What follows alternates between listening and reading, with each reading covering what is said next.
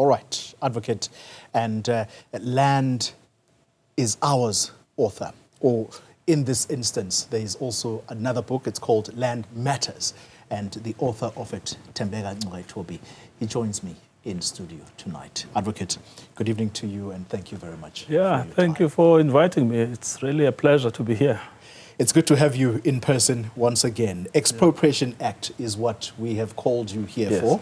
And you say, in the first instance, this is the first topic I'd like to explore with you, you say that this piece of law, this new piece of law, is located in the wrong department, and that is the Department of Public Works and Infrastructure, because this department, in your view, does not carry the mandate of land reform. I want to take you back to what you said last year in your critique of this arrangement. You said, and I quote, "The promise of expropriation for land reform is rendered moot." Yeah.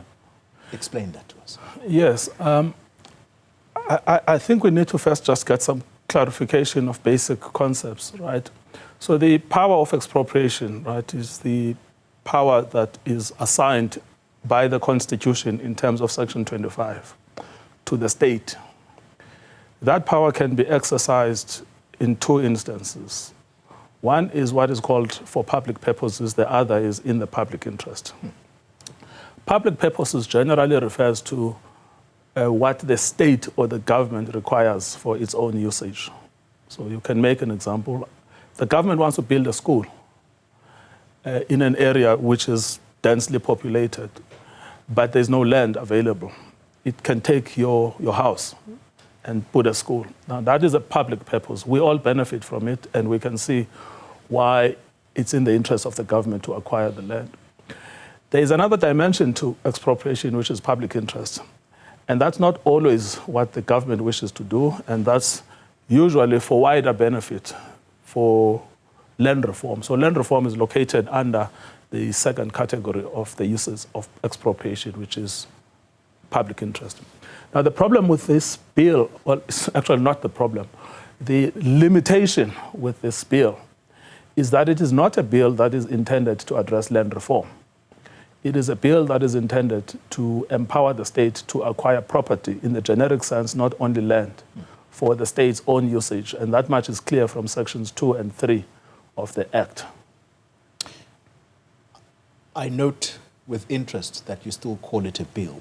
It's now an act. Yes, it is. In your reasoning, you go further to spell out the consequences of what you describe to be a bill, as you were commenting on it at the time, a bill structured not to address colonial and apartheid crisis, but instead a design for political football. What's your biggest concern here? I think that the problem is that at the time the bill was being debated, you could clearly see that there were signals that what was important to the politicians was the symbolic value of this act and not the substantive impact that the act would have. Just like now, I mean, if you look at how the politicians have positioned this bill, I was watching yesterday the Deputy President. The way they've positioned this bill is that this is the instrument for transformation of property relations. But that is just simply a misleading claim. For the most part, more than 90% of this bill, it is a repetition of the 1975 Expropriation Act in relation to its processes that have to be followed in order to effect an expropriation. The changes are actually minor. The changes relate to the introduction of the dimension of public interest. And that specific clause that has got everybody's back up, particularly property owners, which empowers the state in appropriate instances to expropriate subject to nil compensation. Yeah. But the question whether expropriation should happen or not has been part of our legal landscape for hundreds of years. The only difference now is that there are instances that are defined, and those instances include a nil compensation. We're going to touch on that because it, as you say, it's gotten everybody's back up wanting to opine on it. Before we move on from this particular subject, Do you have a particular position on politicians who are going to want to use this legislation for political point scoring? Do you have some kind of message there? Yes, I do. I think that the question of land injustice is not political football. It's a question of historical injustice. What we have to address, the ANC was established in 1912 in response to the establishment of the Union in 1910 by white people intentionally to marginalize and exclude native people. The primary reason why the ANC was established was not only to unite Africans, but it was to give them a platform to fight against dispossession. So when you have such a crucial and central element to the struggle, it's actually disappointing that a piece of legislation that should have in fact been central to transformation is simply designed and used as political football. The same message, by the way, to the Democratic Alliance, which seems to have forgotten that actually expropriation is part and parcel of the constitutional framework. And all of the debates that they are now resurrecting about expropriation in principle, about market-based compensation, were debates that were had in 1994. And the DP at the time raised these same debates. The National Party raised the same debates. Sheila Kamara was very strong and articulate during the negotiations, raised the debate. They lost those debates. Yeah. So what they've now tried to do is to resurrect them and basically use them as a stumbling block. And even the usage of the government of national unity, essentially to block constitutional reforms. Is that what you think Dean McPherson is going to do? Because he is a Minister of Public Works and Infrastructure under whose department this legislation falls. Do you worry that he is going to force the implementation of this? Well, he has no power, right, to stop the enforcement of legislation that has been signed by the president. He has the power to pass regulations, and he could craft those regulations in ways that make expropriation virtually impossible to apply because he is the minister. But ultimately, the final say on whether or not those regulations pass muster is not his. It is up to the judges. So hopefully there will be enough sort of below pressure to make sure that some of the positive elements of this act are implemented. So let's talk about expropriation as an instrument of land reform. Yes. And when we say as an instrument of land reform, in simple language, the transfer of land to the hands of poor people who truly need it. My question to you, do you believe that this is where the country is headed with the Expropriation Act? You see, the problem, Kole, is that it's very difficult to take the ANC seriously on land reform because it has given mixed messages for the past 30 years. It has always had the power to expropriate land in order to promote the public interest, to resolve the problem of dispossession and landlessness. And so far, it has not shown any seriousness in that regard. That's number one. The second thing is that this is not the bill. This is not the act to achieve land reform. It has still not passed the act that it should pass in order to address land reform. The ANC, you will remember, passed a resolution in its last conference, 2022, in which it said that there shall be a land redistribution bill. We are now in 2025. It's 3 years later. There are no signals of the land redistribution bill, but it is one of their resolutions. So I don't trust that there is enough political commitment to resolve land reform. All right. So if this is not it, what is the act or what is the bill that ought to be introduced? I think you've just touched on it, but also importantly, the unintended consequences here are what also get people worried. So in a moment, we're going to touch on those. Let's take a break. You're watching News at Prime, and we are in conversation with Advocate Tembeka Ngcukaitobi, and we're talking the Expropriation Act. Advocate, you've already touched on the land redistribution bill, and you say this is what the ANC had promised at its last conference, but that has not come to pass yet. So that, in your view, is what is needed to move the needle on land redistribution or land reform. Yes. But what about the unintended consequences of land being left fallow or unproductive at the hands of the new owners? That is always the problem. Yes. So, I mean, the problem with that idea is that it presupposes that in the current arrangement, no land is left fallow in the hands of the current owners. And yet, I can ask you to do a basic exercise. You don't have to be a researcher. Take a drive from here to Bloemfontein or from Bloemfontein to the Eastern Cape. You see so much land that's lying fallow. Or go to Cape Town, to the wine farms, so much land that's lying fallow. And it is in the hands of white people. So the concept of acquiring land for speculation is an old capitalist notion. Now, what you really want to do, insofar as land is concerned, is to put land into productive use. Right? The concentration of land, and that's the crisis that South Africa faces, it's that it's got an over-concentration of land ownership to a tiny minority. That is what needs to be disrupted. Because if you disrupt that concentration and allow for wider participation into the land economy, that's where you, in fact, can stimulate economic growth. So this notion that expropriation, land reform is actually bad for the economy is actually self-serving. And it is said by people who, in the current crisis that we currently face, today we face a crisis, despite the fact that we've got a market-driven land ownership policy. There is a complaint, and it even comes from a former head of state, that you give land to the beneficiaries, yes, who previously did not have this. What do? They sell it in order to make money. They have no interest in it. I'm talking about former President Thabo Mbeki. He holds these views himself. I listened to him in previous occasions. So is that where perhaps the problem lies sometimes? Or are black people talking themselves down in many instances? No, I mean, the fact is that he is wrong in making a general point that every time land is transferred to the hands of black people, it will not be productively used.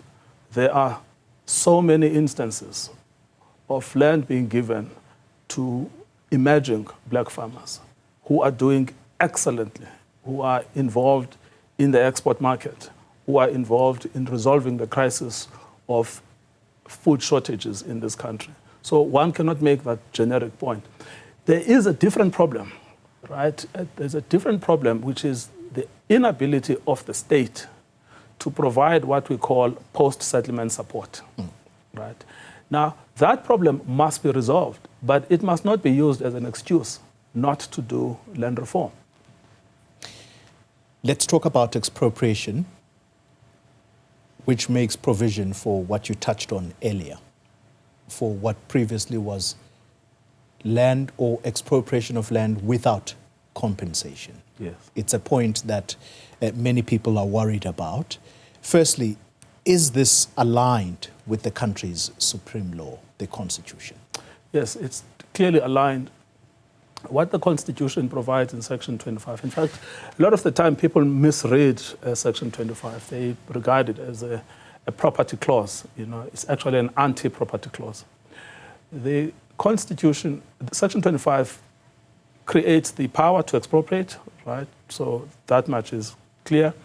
But secondly, it also creates the conditions for the expropriation. On the conditions, we've already touched upon public interest and public purpose, so those concepts are now clear. But it makes it subject to compensation. Now, here is where the debate is. So those who insist that there must be money always paid, they focus too much on that clause, you know, subject to compensation. But what they don't do, they don't look at the words that come thereafter, which is what kind of compensation are we dealing with? And that compensation is just and equitable. So which means what is actually the controlling portion in that section is what does justice and equity require in a specific instance. So I usually make these two examples. Take a white man who has received land as a consequence of inheritance But we can trace from the arrival of Jan van Riebeeck that this land was acquired improperly by violence, conquest, theft, everything that is associated with colonialism. But they're not using the land, they're living in Germany. But around that area is a large community that is plainly landless and is in need of housing. In those instances, the bill would enable the state to acquire that land subject to nil compensation because it's not productively used, right? Or it has been abandoned. Someone is just not caring for it at all. Or take a different example where I would say market value is justified. Take the community of Xolobeni. What has happened is the Australians have discovered titanium in that area, right? So they want to mine it, but they can't mine because there's a community living there. But it is a black community that is the subject of historical dispossession. The question is, do you pay them anything? And how do you calculate? So I would say if you want to remove them in order to make way for a mining activity, then you should pay them. Justice and equity will demand that you pay them market value. So that's why it's absolutely important not to have a one-size-fits-all when it comes to compensation, but to have a scale that would ask the question, what does justice and equity require? So what the bill enables, what the Act, you've corrected me there, what the Act enables the judges to do is that they should take my Xolobeni example and pay market-based compensation, and then they should take my German property owner example and pay nil compensation because that is what is required by justice and equity. So it's perfectly compatible with the Constitution, at least on that score. You've actually explained the three examples that are used in this Act. Yes. If it is abandoned, yes, acquired unlawfully, or where market value is negligible yes, compared to public benefits. Yes. So the EFF, for example, has said Section 25 needs amending in order to effect the question of land reform. Based on what you've explained, does Section 25 need amending? No, it has never needed an amendment. In fact, Section 25 was one of the most contentious sections when the Constitution was debated. And there were three areas of contention. One was, should the state have the power to expropriate, right? Which the National Party and the Democratic Party opposed and they lost. The second area of contention was, should there be the right of return, right? Where you have lost your property rights, should you be entitled to return? Many constitutions across the world do not have the right of return. Yeah. Right? But we inscribed it, it's in the law. Right? You are entitled to return to where your forefathers were if you could show that you were dispossessed after 1913. 1913 is a contentious area, but there's a right of return. And then the third one was, in the case of expropriation, what should be the benchmark for the payment? Some constitutions in the world inscribe market value, others do not. We went with those constitutions that do not. And again, even that was contentious. So when Section 25 was therefore adopted, what happened really is that it became the instrument for land reform. That was the purpose behind Section 25. What has happened is that over time, it's been restrictively and conservatively interpreted. Yeah. But in itself, the goal of Section 25 is to transform property relations. I've got less than 4 minutes left. There are so many questions. So with this then, when we conclude on this point, I invoke a political party, the EFF. Let me invoke another one, the Freedom Front Plus, which says it intends going to the Constitutional Court for this new Expropriation Act to be tested there. Do they have a point? Does the Constitutional Court need to test this to see whether or not it is constitutionally sound? Yeah, look, there are problems with the Act that need clarification. There are concepts that are not clear. There are concepts that, at face value, appear to stand in conflict with each other. But the biggest problem I find with the Act is how procedural it is. It is a highly complex, highly procedural piece of legislation that actually makes it very, very difficult for the state to do its job. I think the design of this Act is so bad that it's going to take a long, long time before the state can do its land, to acquire land even for public purposes. Do they have we have to see what the complaint is. I saw that one complaint was that there was not enough number of provinces that supported it, but that depends on what the evidence is. But I think that most people will say what they're objecting to is the nil compensation part. Now, on that score, I honestly think they will fail. Very clear there. Final question, practical solutions for land reform. How can we achieve this proper system of land redistribution that is not going to compromise the productive use of land? Yeah, you know, I always have a problem when there is a qualification that will not compromise the productive use of land, because the assumption is that as soon as you do land reform, you are going to undermine the productive use of land. Whereas we actually have a crisis now. We don't have a productive use of land despite the market-driven system that we've adopted. So what do we need right now? Firstly, we've got land claims. There are 5,800 claims. They need to be resolved. And when I looked at the plan by the government, it looks like we have another 10 years to resolve these claims. We don't have the 10 years. We have to resolve them now. Second thing is the ANC must do what it promised to do. It needs to pass the land redistribution bill. It can pass it. Let's debate it now. And then the third thing is actually simple. It needs to pass a regulatory framework that will define with more precision the question of compensation, because that is what is really getting a lot of debate. And as I close this conversation, the Expropriation Act, that discussion is now done. Yeah. We park it on the side. We saw you last year at the International Court of Justice representing South Africa as a state against the state of Israel, where you argued genocide that was being implemented on the people of Palestine. We now have a ceasefire. Give us your general sense as a lawyer representing a state in Netherlands, and more importantly, perhaps, now that we have a ceasefire, do you hope that it will hold? What's your overall perspective on what has happened in the Middle East? Well, I mean, for the children of Gaza, we have to hope that it holds. There has been too much killing of innocent people. There's been too much destruction of property. So we have to hope that the ceasefire, firstly, is permanent, and that the children of Gaza can be allowed to return, to reconstitute their lives, and to live normally like we all do.